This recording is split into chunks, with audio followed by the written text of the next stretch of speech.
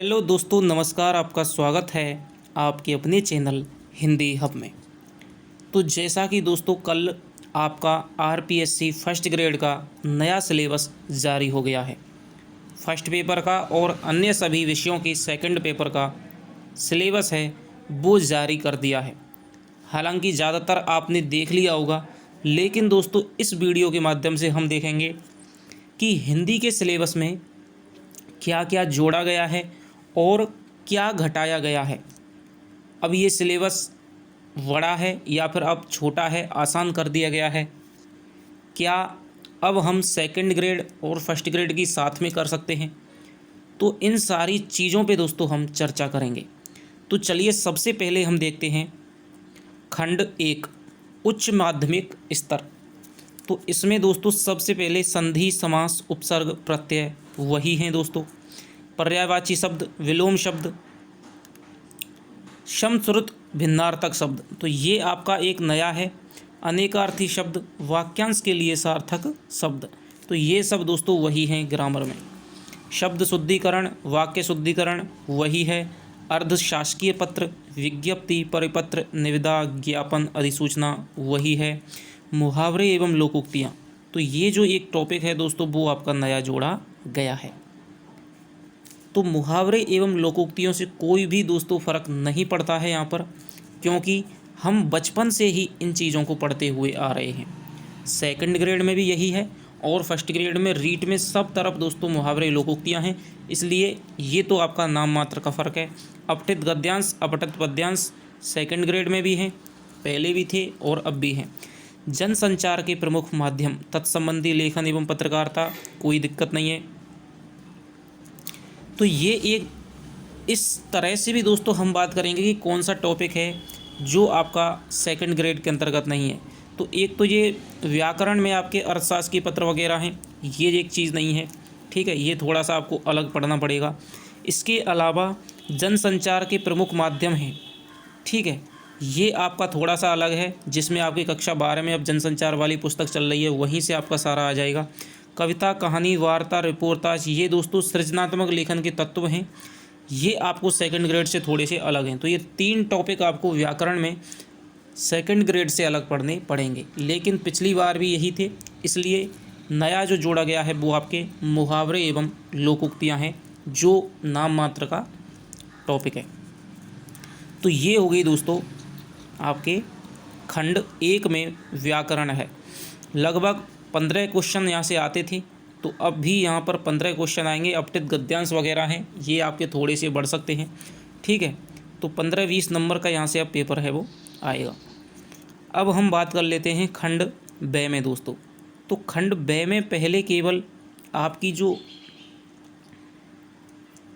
उच्च माध्यमिक स्तर के खंड ब में आपकी जो पुस्तकें जोड़ी गई थी दोस्तों, सबसे बड़ी बात यही है कि वो पुस्तकें हटा दी गई हैं। 11वीं और दोस्तों 12वीं की लेकर के आपकी 4 और 4 8 पुस्तकें हो जाती थी, जो काफ़ी विशद थी। तो उनको हटाने से दोस्तों आपका ये अच्छा हो गया है कि जो स्नातक स्तर का जो जोड़ा गया है वो आपका बहुत अच्छा है, छोटा भी है, आराम से हो जाएगा, कोई इतनी दिक्कत नहीं है। तो अब खंड ब में अब यहाँ पर दोस्तों काव्य शास्त्र है वो जोड़ दिया गया है। तो अब इसमें देखेंगे शब्द शक्ति, अभिधा, लक्षणा, व्यंजना, कोई दिक्कत नहीं है, आपके सेकंड ग्रेड में भी वही हैं और पहले भी फर्स्ट ग्रेड में थी। अलंकार, यमक, श्लेष, उपमा, रूपक, उत्प्रेक्षा, संदेह, भ्रांतिमान, दृष्टांत, उदाहरण, तो ये अलंकार हैं, ये अलंकार आपके सेकंड ग्रेड में हैं। लेकिन दोस्तों फर्स्ट ग्रेड में पहले कई और अलंकार थे, लगभग 15 अलंकार थे, व्यतिरेक वगैरह, रूप का, तो इस प्रकार के जो कई अलंकार थे वो आपके हटा दिए गए हैं। तो यदि हम हटाए गए अलंकारों की दोस्तों बात करें तो सबसे पहले व्यतिरेक, विरोधाभास था, जो कि एक बहुत अच्छा अलंकार था, कोई दिक्कत नहीं थी। असंगति, विभावना, अन्योक्ति एवं समासोक्ति, ठीक है, तो ये आपकी हटा दिया गया है। और दोस्तों ग्रामर वाले जो टॉपिक है, व्याकरण है, इसमें से एक जो टॉपिक है वो हटा दिया गया है, शब्दकोश उपयोग एवं पद्धति।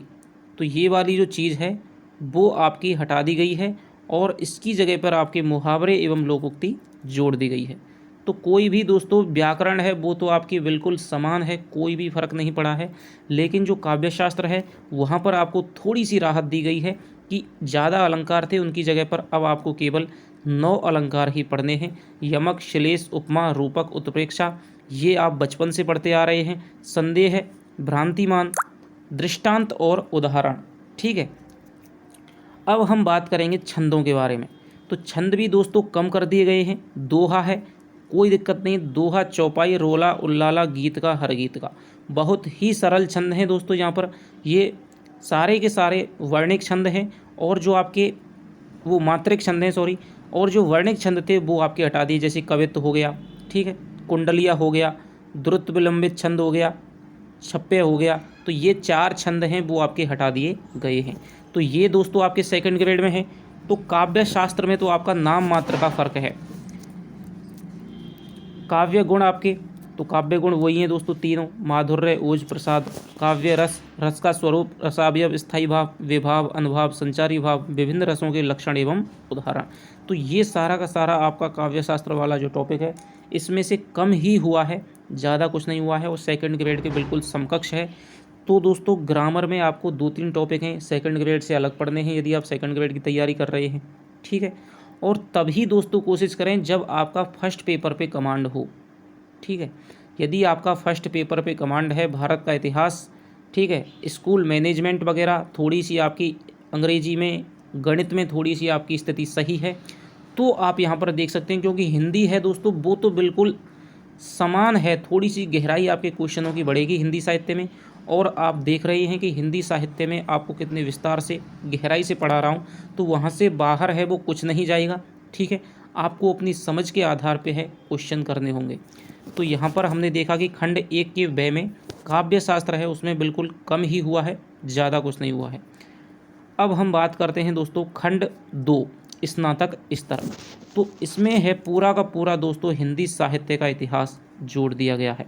अब हिंदी साहित्य के इतिहास के अंतर्गत क्या क्या जोड़ा गया है, और सेकंड ग्रेड के अंतर्गत आपसे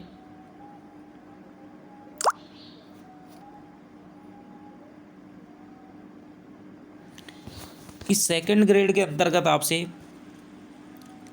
क्या क्या समान है और आपको क्या अलग पढ़ना पड़ेगा। तो सबसे पहले हिंदी साहित्य का इतिहास है। हिंदी साहित्य लेखन की परंपरा, प्रमुख इतिहास ग्रंथ, इतिहास लेखक, हिंदी साहित्य का आरंभ, काल विभाजन और नामकरण।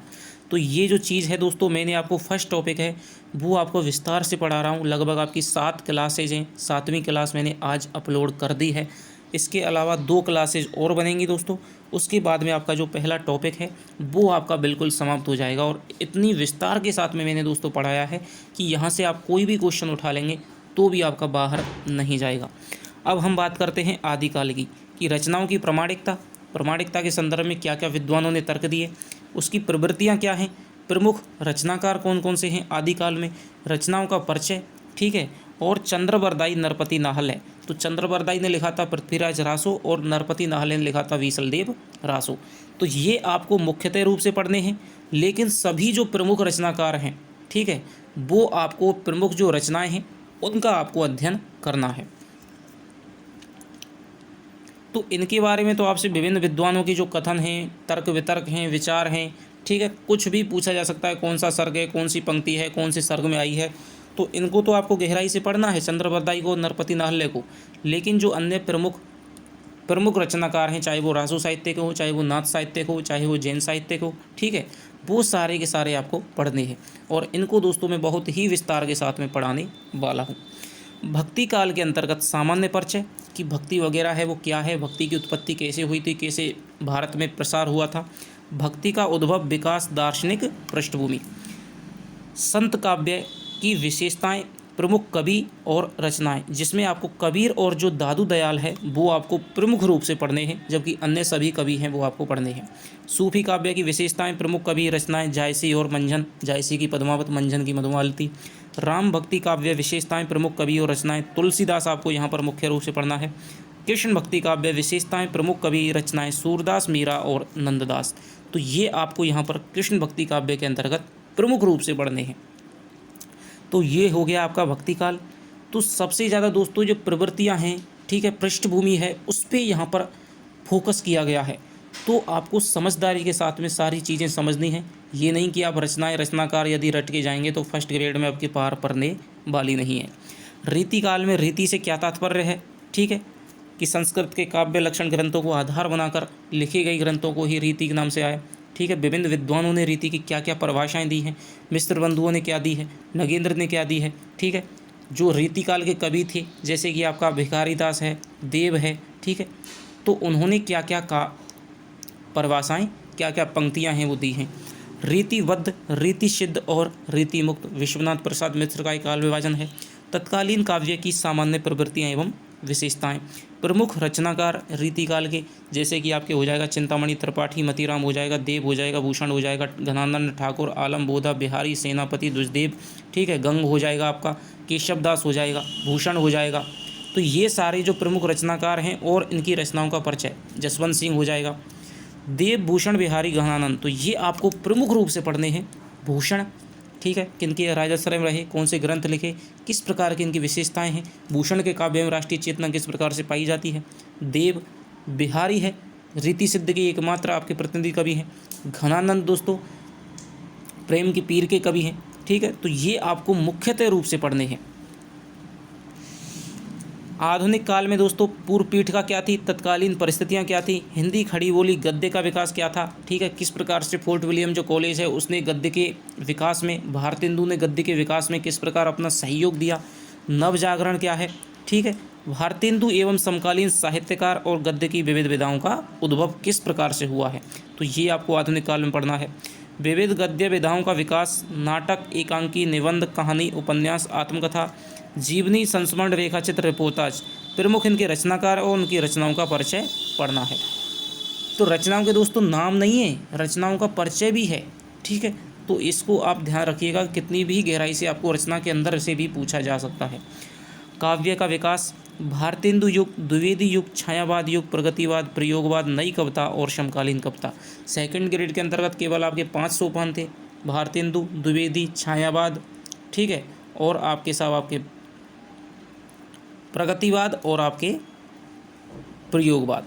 तो ये आपके वहाँ पर सेकंड ग्रेड में थे। प्रमुख रचनाकार एवं रचनाओं का परिचय, जबकि गद्य के अंतर्गत आपकी 5 विधाएँ थी, कहानी था, नाटक था, उपन्यास था, ठीक है, और आपके कहानी, उपन्यास, नाटक और आपके संस्मरण, तो ये आपकी केवल आपकी 5 विधाएँ थी गद्य के अंतर्गत। तो यहाँ पर दोस्तों हम बात करें कि आपका जो हिंदी साहित्य है वो तो आपका पूरा का पूरा विस्तार से है और आपको बहुत ही गहराई के साथ में पढ़ना पड़ेगा, ठीक है। हिंदी साहित्य की जो कक्षाएं हैं दोस्तों उसमें पूरी गहराई के साथ में मैं पढ़ा रहा हूँ और पूरा का पूरा हिंदी साहित्य पढ़ाने वाला हूँ, ठीक है। सेकंड ग्रेड में चाहे वो हो या ना हो, क्योंकि हिंदी साहित्य जो मैं पढ़ा रहा हूँ वो सबके स्तर से पढ़ा रहा हूँ, चाहे वो यूजीसी नेट हो, चाहे वो कॉलेज लेक्चरर हो, चाहे वो सेकंड ग्रेड हो, चाहे फिर वो फर्स्ट ग्रेड हो। तो आपको यदि हिंदी साहित्य पढ़ना है, और मैंने एक पोल डाला था यूट्यूब पर, तो वहाँ पर लगभग आपके 95% लोगों ने यही सहमति दी थी कि मैं हिंदी साहित्य का इतिहास है वो पढ़ना चाहता हूँ। तो दोस्तों आप हिंदी साहित्य चैनल पे जाकर के, हिंदी हब ऑफिशियल के नाम से चैनल है, आज उसका नाम है दोस्तों वो मैंने चेंज कर दिया है। जब आप हिंदी हब ऑफिशियल सर्च करेंगे तो सबसे ऊपर आपका चैनल है वो आ जाएगा, वहाँ से आप प्लेलिस्ट में जाकर के हिंदी साहित्य कक्षाएं हैं वो ले सकते हैं और उनके नोट्स हैं, PDF वगैरह मैं आपको ग्रुप में भेज देता हूँ। तो अगली बात है दोस्तों आपके स्नातकोत्तर स्तर, जो सबसे बड़ा माथापच्ची का जो रहता है वो दोस्तों ये टॉपिक है, जो आपका काव्य शास्त्र है, काव्य हेतु, लक्षण एवं प्रयोजन। तो ये आपका दोस्तों पहले भी था, अब भी है। रस निष्पत्ति, साधारणीकरण, ध्वनि सिद्धांत, वक्रोक्ति सिद्धांत, तो ये आपका दोस्तों पहले भी था, अब भी है। अरस्तु का अनुकरण सिद्धांत, लॉन्जाइनस का उदात्त सिद्धांत और मनोविश्लेषणवाद। तो यहाँ पर दोस्तों पहले फर्स्ट ग्रेड में पहले यहाँ पर था मार्क्सवाद, अब यहाँ पर रख दिया है मनोविश्लेषणवाद। तो ज़्यादा कुछ भी यहाँ पर परिवर्तन नहीं हुआ है, थोड़ा सा ये आपका समझ पे आधारित क्षेत्र माना जाता है कि आपको यहाँ पर समझना भी है और आपको यहाँ पर तथ्य भी याद रखने होते हैं, ठीक है। तो ये आपका थोड़ा सा सबसे कठिन टॉपिक है, लेकिन यदि हम बार बार इसकी प्रैक्टिस करें तो ये कोई दोस्तों ज़्यादा बड़ा चीज़ नहीं है। यहाँ से क्वेश्चन यदि हम ढंग से हमने पढ़ रखा है तो यहाँ से हमें नंबर भी दोस्तों सीधे के सीधे मिलते हैं, ठीक है। और यहाँ पर यदि हमने पकड़ मजबूत है तो हम औरों से आगे जाने में दोस्तों एक कदम हम वैसे ही आगे हो जाते हैं, क्योंकि हर कोई दोस्तों इस काव्यशास्त्र को, पाश्चात्य काव्यशास्त्र को हर कोई नहीं कर पाता है, ठीक है। तो भारतीय एवं पाश्चात्य काव्यशास्त्र के कुछ यहाँ पर विभिन्न विचारकों के सिद्धांत हैं। अब हम बात करेंगे दोस्तों जो चीज़ यहाँ पर जोड़ी गई है कि आपकी जो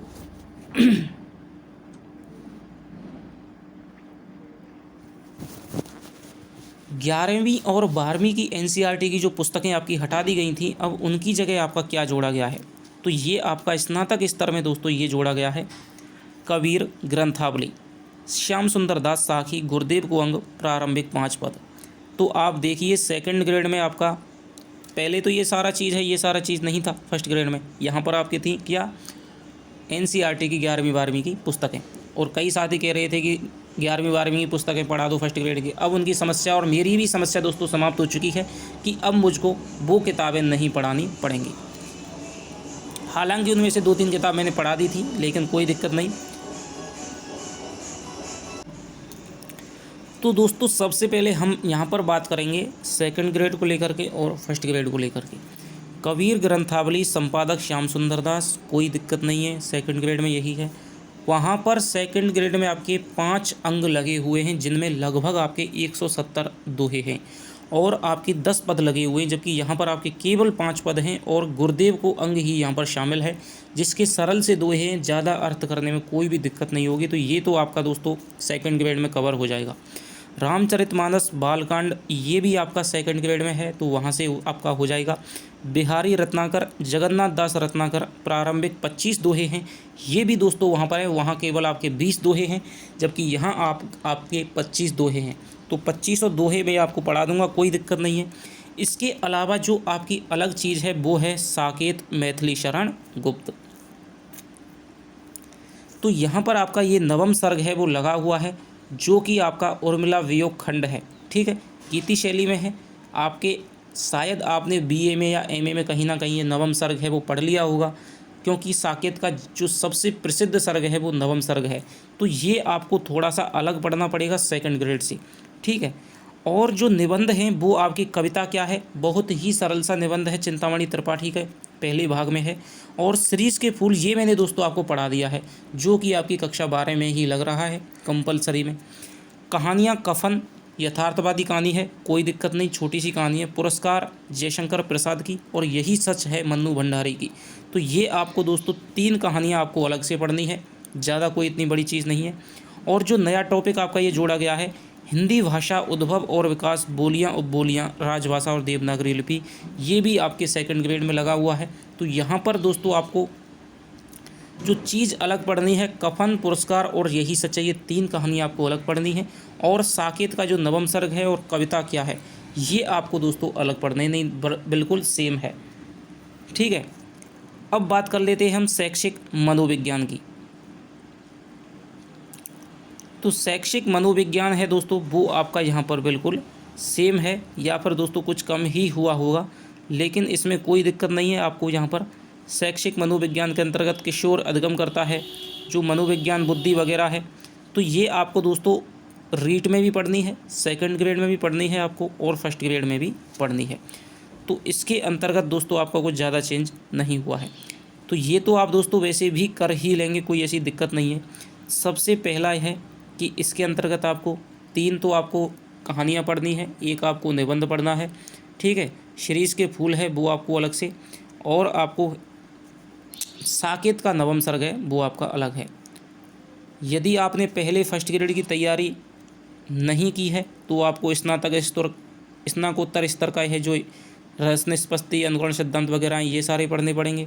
इसके अलावा आपको हिंदी साहित्य का इतिहास है दोस्तों, वो तो आपको बहुत ही गहराई के साथ में पढ़ना ही पड़ेगा। शब्द शक्ति वगैरह काव्यशास्त्र है वो आपका बिल्कुल सेम है, और आपकी जो व्याकरण है वो भी आपकी दोस्तों सेम है। यहाँ पर आपको केवल जो जनसंचार के प्रमुख साधन वगैरह हैं, कविता कहानी, उनकी तत्व हैं, ये 2-3 टॉपिक आपको पढ़ने पड़ेंगे। तो ऐसा ज़्यादा कुछ दोस्तों यहाँ पर बड़ा चेंज नहीं है। फर्स्ट ग्रेड का और जो सेकंड ग्रेड का जो सिलेबस है लगभग समान है। यदि आप थोड़ी गहराई के साथ में पढ़ रहे हैं सेकंड ग्रेड को, तो आप फर्स्ट ग्रेड में भी हाथ आजमा सकते हैं। हालांकि फर्स्ट ग्रेड का पहले पेपर है, अक्टूबर में हो जाएगा। उसके बाद में भी दोस्तों आपको लगभग 2 महीने आपको सेकंड ग्रेड के लिए मिलेंगे। तो यहाँ पर आप देख सकते हैं, यदि आपने अब तक कवर कर लिया है, ठीक है, तो और फर्स्ट पेपर आपका थोड़ा सा हाथ में है, हिंदी में जो अंग्रेजी है वो आपकी थोड़ी सी कवर है, या फिर आपके गणित में थोड़ा सा हाथ चलता है, ठीक है, भारत का इतिहास है वो आपने पढ़ा है, थोड़ा सा आपने पहले से ही सोच रहा था का थोड़ा कॉमन आप पढ़ रहे थे, तो आप यहाँ पर देख सकते हैं। क्योंकि हिंदी साहित्य है दोस्तों, यदि आप उसको 2 घंटे अलग से देंगे ना, तो आपका 1 महीने का आपका ऐसा सिलेबस है जो आपका निश्चित रूप से आपका पूर्ण हो जाएगा। तो ऐसी कोई दिक्कत नहीं है दोस्तों, ठीक है। और यहाँ पर यदि आप नंबर ले आएंगे पहले सेकंड पेपर में, फर्स्ट पेपर में यदि आप नंबर ले आते हैं तो आपका आराम से फर्स्ट ग्रेड है वो भी निकल सकता है। तो ये दोस्तों हमारे आज के सिलेबस की चर्चा हो गई। तो आशा करता हूँ कि आपको थोड़ा सा कुछ है वो समझने को मिला होगा और आप अब डिसाइड कर पाएंगे कि हमें किस प्रकार से पढ़ना है, ठीक है। इस वीडियो के नीचे दोस्तों आप कमेंट करके बताना कि कौन कौन से ऐसे हमारे साथी हैं जो हिंदी हब के साथ में फ़र्स्ट ग्रेड के लिए जुड़े हैं। यदि दोस्तों 100 कमेंट आ जाते हैं तो मैं आपको फर्स्ट ग्रेड का जो सिलेबस है वो भी मैं आपको दोस्तों करवा दूंगा, ठीक है। अब यदि 1 या 2 कमेंट आएगा दोस्तों तो आप समझ सकते हैं कि सेकंड ग्रेड का दोस्तों सिलेबस है वो चल रहा है। और 1-2 के लिए 1-2 तो दोस्तों आप कहीं और भी जा कर के पढ़ सकते हैं, लेकिन 1-2 के लिए दोस्तों यदि मैं 3-3 4-4 क्लास है अपना जो समय है, ठीक है, जिसको मैं सेकंड ग्रेड पे ज़्यादा फोकस कर रहा हूँ, उसको यदि मैं यहाँ पर दूंगा दोस्तों तो फिर वो अच्छी बात नहीं होगी, ठीक है। तो यदि आपके 100 कमेंट दोस्तों आ जाते हैं, 100 साथी हमारे फर्स्ट ग्रेड के जुड़े हुए हैं, तो मैं दोस्तों आपको निश्चित रूप से आपको फर्स्ट ग्रेड का है वो सिलेबस मैं आपको कक्षाएँ शुरू कर दूँगा। तो आशा करता हूँ कि आपको ये वीडियो पसंद आई होगी। और दोस्तों सबसे बड़ी खुशखबरी की बात है कि हमने हमारे चैनल का नाम हिंदी हब से बदल करके हिंदी हब ऑफिशियल कर दिया है। यदि आप यूट्यूब पर जा कर के हिंदी हब ऑफिशियल सर्च करेंगे तो आपको सबसे ऊपर आपको चैनल है वो मिल जाएगा। वहाँ पे क्लिक करके आप सारी वीडियोस देख सकते हैं। पहले क्या था कि हिंदी हब के नाम से बहुत सारे चैनल थे, मुझसे गलती हो गई कि मैंने चैनल का नाम रखते समय ये सोची नहीं थी, ठीक है। तो चलो कोई दिक्कत नहीं, अब भी आपका साथ है, सपोर्ट है, विश्वास है। तो अब जिन्होंने दोस्तों चैनल को सब्सक्राइब नहीं किया है तो दोस्तों कृपया सब्सक्राइब करें। और यदि आप हमारे टेलीग्राम ग्रुप से ज्वाइन नहीं हुए हैं तो फिर दोस्तों डिस्क्रिप्शन में दिए गए लिंक से ज्वाइन हो सकते हैं। तो चलिए आपसे मिलता हूँ नेक्स्ट वीडियो में, तब तक के लिए दोस्तों बाय बाय, जय हिंद, जय भारत।